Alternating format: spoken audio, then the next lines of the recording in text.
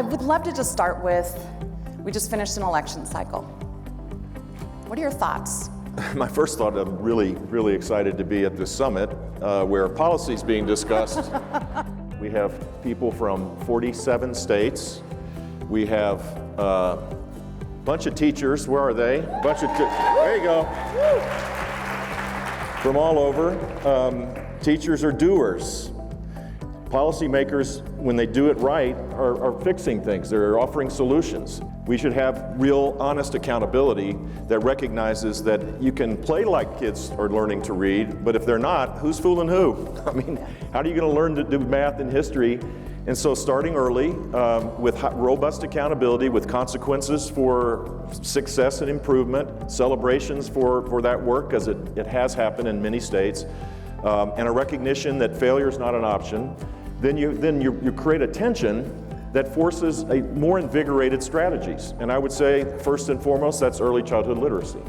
And ultimately, I trust parents over bureaucracies to decide what's best for your kid.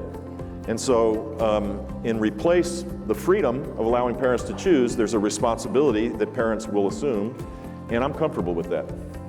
If you believe it in your heart, and you think it's the right thing to do, and you know people are suffering or hurting, and you don't do it, that's on you. Success is never final, and reform is never complete. And the minute you stop, atrophy sets in, and you revert back to mediocrity. And this is a lifelong journey. Think of all the kids that have gotten chances to be able to go to a school that will give them a chance to rise up, because we changed laws to allow it to happen.